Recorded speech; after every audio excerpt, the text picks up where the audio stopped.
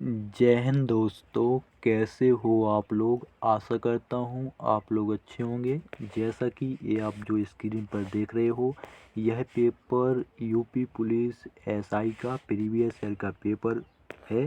ठीक है, तो आज हम जीके जीएस के सेक्शन को या जीके जीएस के पार्ट को सॉल्व करेंगे। मैं आपको बताना चाहूँगा दोस्त, हमारे पास 2017 का प्रीवियस ईयर का पेपर है। 2017 में जितने भी हुए आपकी यूपी पुलिस एसआई के, और 2021 में जो आपकी वैकेंसी निकली थी यूपी पुलिस एसआई का, उसका। तो ये जो पेपर है ये आपका यूपी पुलिस एसआई 2021 का है। ठीक है, तो 2021 की हम जीके जीएस के सेक्शन को सॉल्व करेंगे।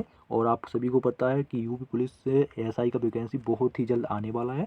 तो देखो, जैसे यूपी पुलिस कांस्टेबल का वैकेंसी एकदम से आ गया और आपका पढ़ने के लिए भी टाइम नहीं मिला, इसलिए आप पहले से तैयारी में लग जाइए और प्रीवियस ईयर के पेपर पर फोकस कीजिए, क्योंकि आपको पता चल जाएगा कि भाई ऐसे प्रश्न पूछे जाते हैं और प्रश्न भी बार बार रिपीट होंगे।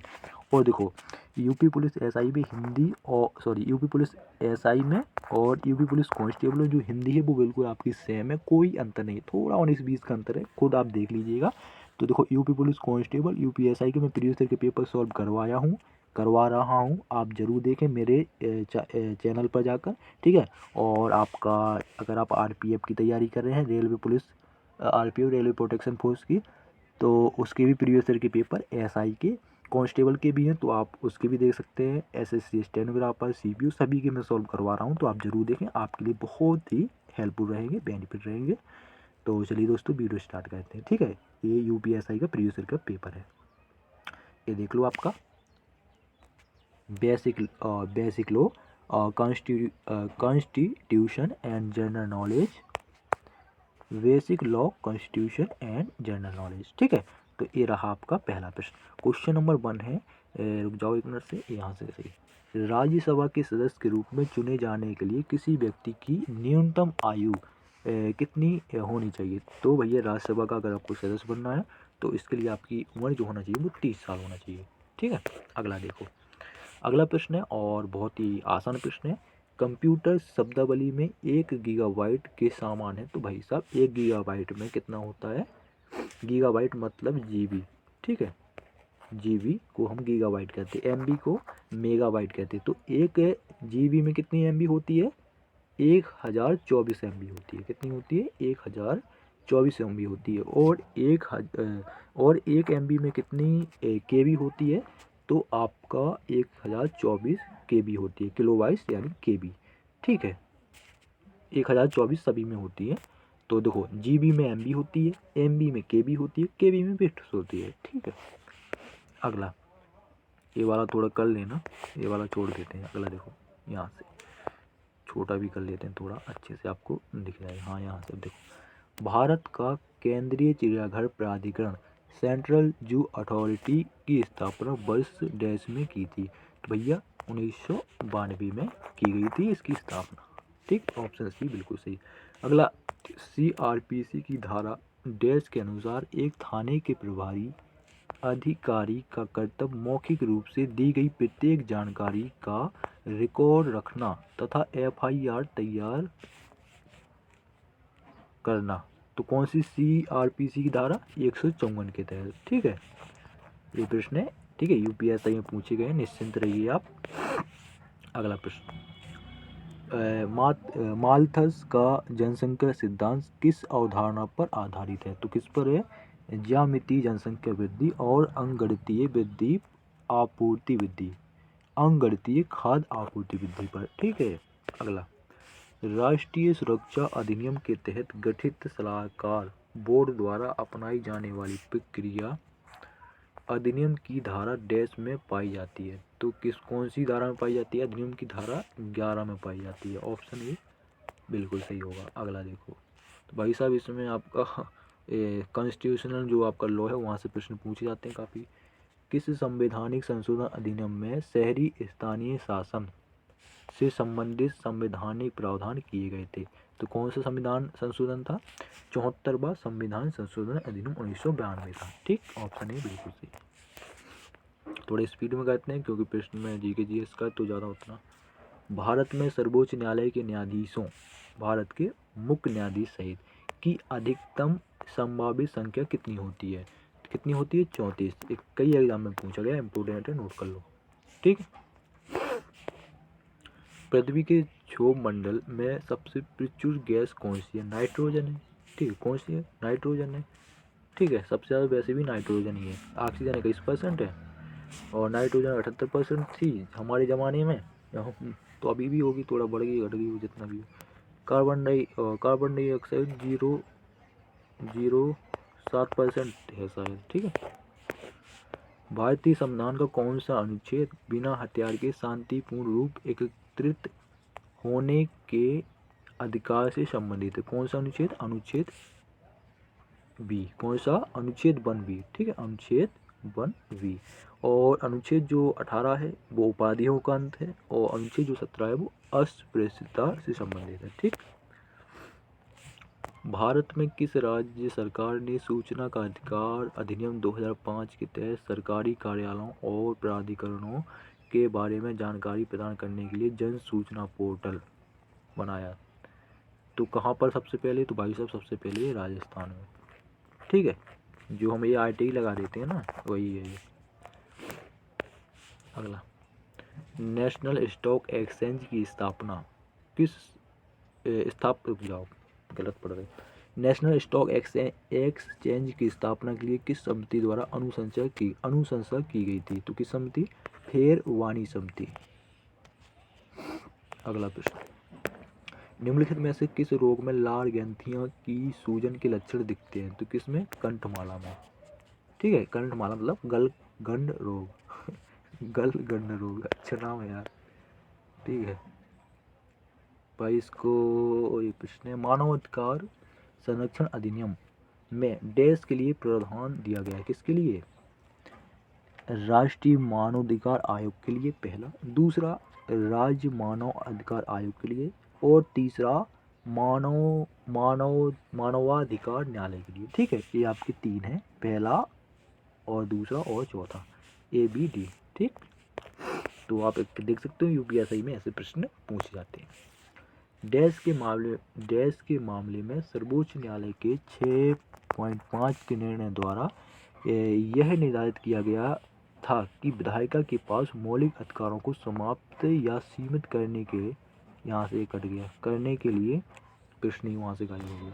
ठीक है, तो इसका राइट आंसर है गोलकनाथ बनाम पंजाब राज्य के मामले में। ठीक है। अगला, भारतीय संविधान के किस अनुच्छेद के तहत भारत के सर्वोच्च न्यायालय की स्थापना हुई थी? तो अनुच्छेद 124 के तहत। ठीक है, सर्वोच्च न्यायालय, सुप्रीम कोर्ट। अगला, डैश एक प्रकार का साइबर अपराध है जहां कंप्यूटर सिस्टम या नेटवर्क कंप्यूटर वायरस से संक्रमित होता है? तो कौन सा? Malware attack. कौन सा? मेलवेयर अटैक एक प्रकार का साइबर अपराध है। जायद फसल ऋतु के दौरान होती है? तो जायद फसल जो होती है वो किस ऋतु के दौरान होती है? तो ग्रीष्म ऋतु में। जो आपकी ये तरबूज हो गई ना, ये तरबूज, ये कौन सी है? जायद की फसल है भाई साहब। तरबूज खाते हैं ना, कलीना कहते हैं हमारे यहाँ बुंदेलखंड में। आय के 5 मदों के तहत दी गई आय को जोड़ने के बाद प्राप्त राशि को डैश कहा जाता है? क्या कहा जाता है? सकल कुल आय कहा जाता है, ग्रॉस टोटल इनकम। भारतीय संविधान के निम्नलिखित अनुच्छेदों में से कौन सा अनुच्छेद राष्ट्रपति की चुनाव प्रक्रिया से संबंधित है? बच्चे को पता होगा, अनुच्छेद 55। अनुच्छेद कौन सा है भाई साहब? 72 क्षमादान से संबंधित है। ठीक है, 60 शायद दे। निम्नलिखित में से कौन सा NRI और निर्यात उन्मुख इकाइयों के प्रस्तावों, ये मत समझना कि हिंदी पढ़ना नहीं आता, क्योंकि कई लोग दिमाग लगाएंगे। प्रस्तावों पूंजीगत वस्तुओं उपकरण की आयात के लिए कैसे प्रश्न है यार। चलो आगे बढ़ो। अगला देखो, भूमि अधिग्रहण पुनर्वास और पुनः स्थापन अधिनियम 2013 में उचित मुआवजा और पारदर्शिता के अधिकार के तहत अधिग्रहित भूमि के बाजार मूल्य का आकलन और निर्धारण। ठीक है, तो ये वहाँ से प्रश्न वहाँ का गायब हो गया। तो राइट आंसर होगा समाहर्ता, जिसे हम क्या कहते हैं? जिलाधिकारी के अंतर्गत आता है। ठीक है। अगला, निम्नलिखित में से उत्तर प्रदेश का लोक नृत्य कौन सा है? भैया चरकुला है। ये भी पुलिस कांस्टेबल में भी पूछा गया है। ठीक है, बिहू असम का है, कोलाटम शायद केरला का है, शायद केरला का है। ठीक है, लेकिन बिहू टोटल असम का है 100%। 3 प्रकार का बिहू होता है। साउथ एशिया वीमेन इन एनर्जी मंच को डैश द्वारा शुरू किया गया था, किसके द्वारा? अंतर्राष्ट्रीय विकास के लिए संयुक्त राज्य एजेंसी के द्वारा। ठीक। 6 से 14 वर्ष की आयु के सभी बच्चों को निःशुल्क और अनिवार्य शिक्षा के मौलिक अधिकार को भारत के संविधान में वर्ष डैश में प्रस्तावित किया गया। तो वर्ष 2002 में प्रस्तावित किया गया। उत्तर प्रदेश पुनर्गठन अधिनियम निम्नलिखित में से किस वर्ष में अधिनियमित किया गया? तो वर्ष 2000 में। और वर्ष 2000 में भाई साहब आपके 3 नए राज्य बने थे। कौन कौन से? उत्तराखंड, झारखंड, उत्तराखंड उत्तर प्रदेश से अलग होकर, और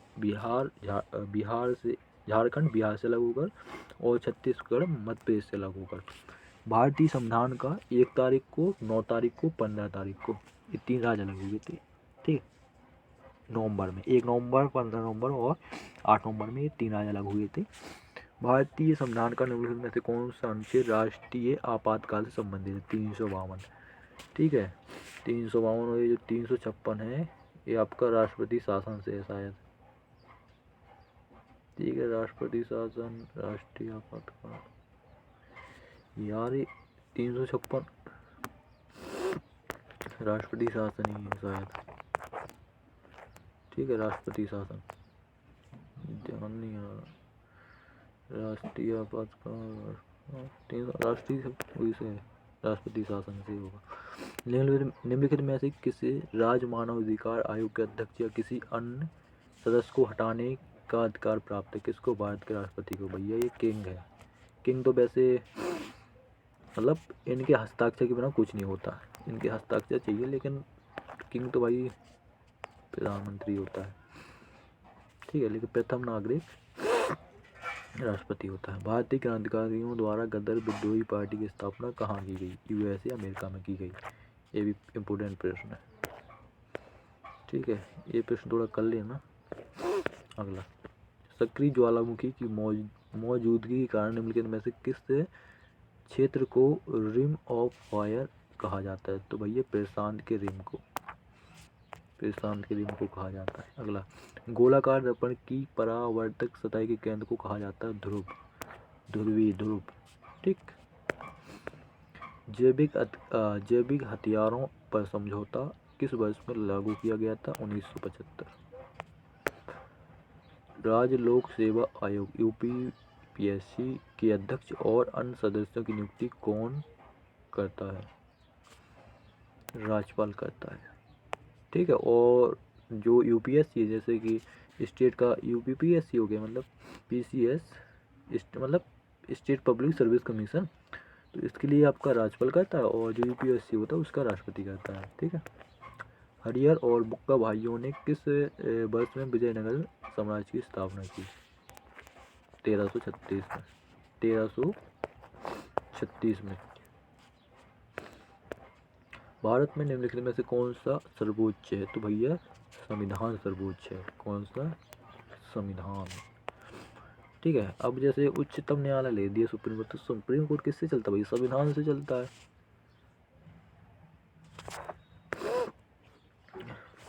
अगला देखो, मोटर वाहन अधिनियम 2019 के तहत नए यातायात नियमों के अनुसार किशोरों द्वारा किए गए उल्लंघनों के लिए जुर्माना राशि ₹100 है। कितनी है? 25,000। 25,000 का लगेगा भैया। भारतीय संविधान की प्रस्तावना में प्रयुक्त निम्नलिखित में से किस शब्द पद का अर्थ है विशेषाधिकार का अभाव? तो भैया वो है आपका समानता का। ठीक है, तो ये थे आपके 40 प्रश्न जो यूपीएससी में पूछे गए। आगे आपका ये मैथ का है। ठीक है, देख लो, numerical and mental ability test. Numerical and mental ability test. ठीक है भाइयों, प्रश्न है निम्नलिखित श्रेणी का एक फल ज्ञात कीजिए। तो भैया क्या हुआ? तो इसमें भाई साहब गुणोत्तर श्रेणी से भी प्रश्न पूछे जाते हैं। ठीक है यार, ये तो रीजनिंग का प्रश्न है ना, और ये उसका प्रश्न है भैया, दर्पण प्रश्न वाला इसका दिएगा ये भैया। ये मैथ के प्रश्न देख लो। ठीक है।